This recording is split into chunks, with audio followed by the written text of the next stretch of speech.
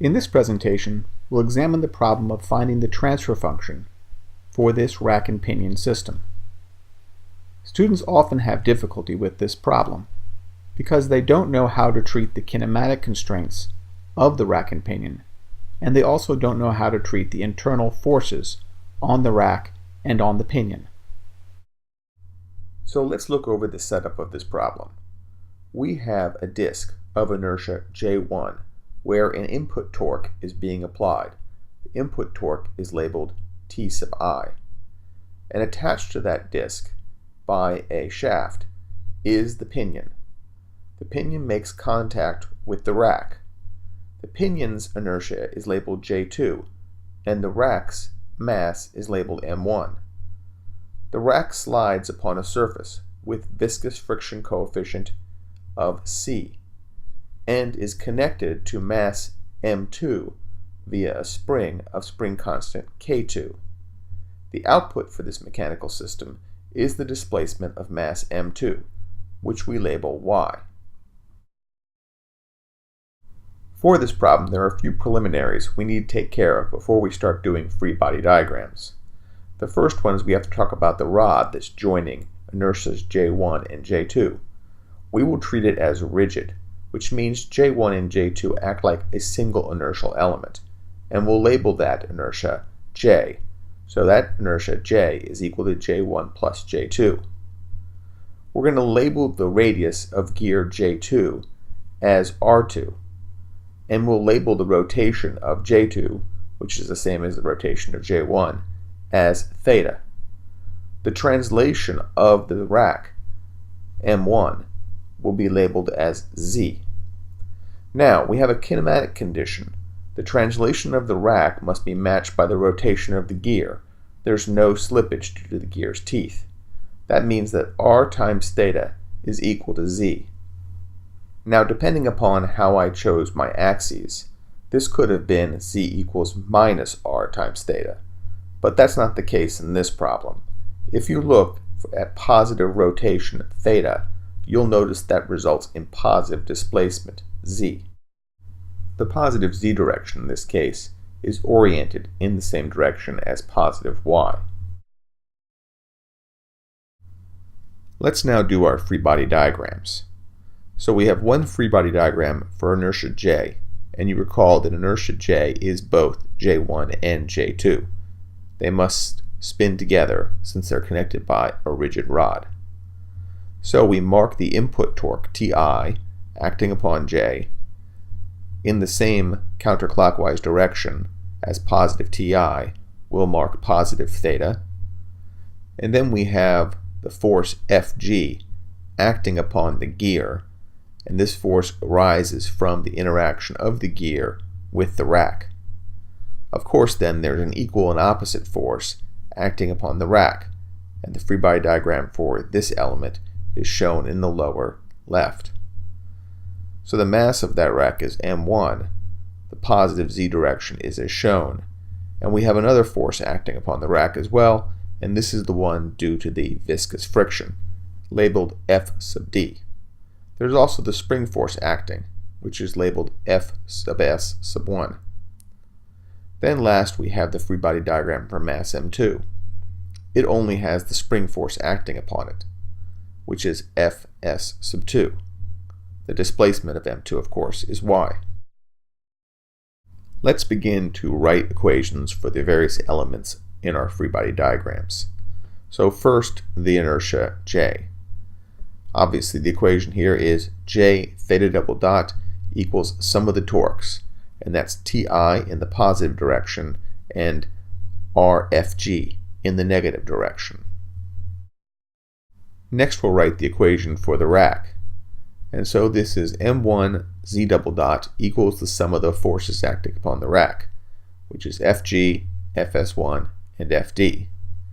Fs1 will be equal to the spring constant K2 times the relative displacement between the mass M2 and the rack, Y minus Z. The force from the viscous friction, F sub D, will be equal to minus C times the velocity of the rack, which is Z dot. Combining these equations together gives us the equation of motion for the rack, and this is the equation in the bottom right-hand corner. Finally, we write the equation of motion for mass m2. There's only one force acting upon this mass. It's the one from the spring, that's Fs2. And so the equation of motion is going to be m2y double dot equals this spring force Fs2. And Fs2 will be equal to k2 times the quantity z minus y. Combining these equations together gives us the equation of motion. m2y double dot plus k2y equals k2 times z.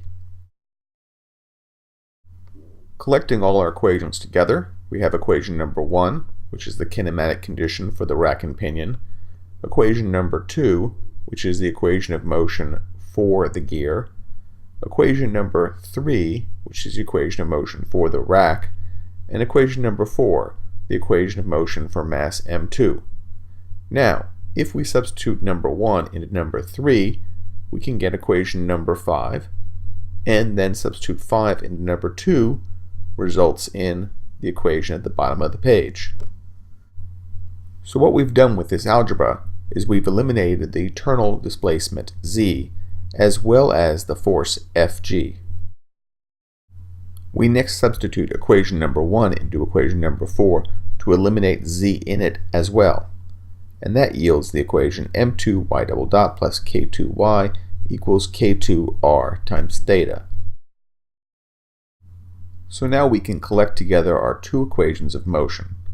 The first equation of motion is for mass m2, and the second equation of motion is for the motion of the pinion and the rack together. After all, they're joined by a kinematic condition. So our two equations of motion are at the top of the page. We're now going to Laplace transform these and then do some algebra. But first, I want to define a few quantities to make it easier to write the equations out. So I'll define an equivalent inertia, J sub e, as J plus m1 r squared, an equivalent damping coefficient, Ce, which equals C times r squared, and an equivalent stiffness, which will be K2 times r squared. With those defined, I'll then Laplace transform my equations. And since I'm trying to find the transfer function, I can assume the initial conditions are 0. With some algebra, we have equations 6 and 7 at the top of the page. Now I'll solve equation number 6 for theta and substitute it in equation number 7. And that gives me the rather long expression at the bottom of this page.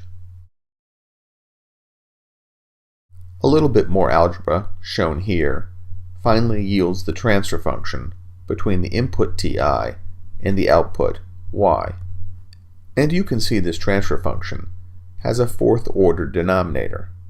It's fourth order because there are really two second order systems involved in this mechanical system. One is the rack and pinion, which moves as one piece due to the kinematic constraint, and the other is mass m2. Each of these is governed by a second-order differential equation. And since we have two second-order differential equations, the overall system is fourth order. This transfer function relationship is repeated again at the top of this page. And there's a few things I'd like to point out about this. First, this transfer function has no zeros. And since it has a fourth-order denominator, it has 4 poles. One of its poles is asymptotically unstable. This pole is at the origin, and so the system is also BIBO unstable. This pole at the origin corresponds to a mode of e to the 0t, and of course that's a constant. So what that means is a constant displacement is a zero input solution. If we start the system off with the inertia rotated, the rack translated, and mass m2 at rest with the spring not deformed, the system will stay in that position. It has no desire to move the rack back to the 0 position. There is no spring that's going to force it to do so. It's time for another pop quiz. So our question is, if the rod joining J1 and J2 was flexible rather than rigid, what would be the order of the denominator of the transfer function? See if you can figure out the order without doing a lot of modeling. I'll have the answer right after this musical interlude.